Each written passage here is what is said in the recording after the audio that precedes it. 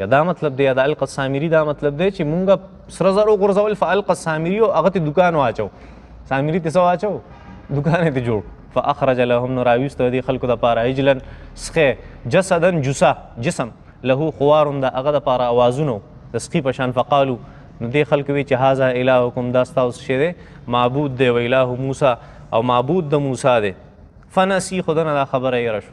چانه دا خبره یې رشو دا یا الله جل شانه سامری یاد چې دنه خبره یې رشو چې د ګوره سخی جوړ کو هغې ته اله وي دونه د عقل نه خلاص سړی که بني اسرائیل باندې خوښ شي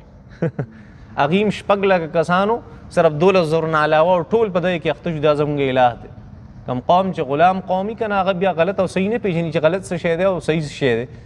هغه بیا صرف په هغه لار روان چا په کم طرف روان کړه بس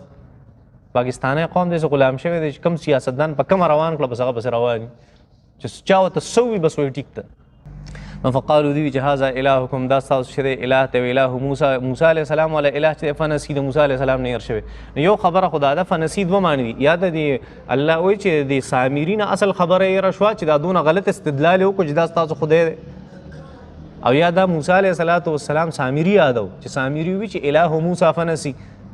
موسی علیه السلام نه خپل خدای هېر شوی دی افلا یرون الله جل شانه اوس د دې رد کوي افلا یرون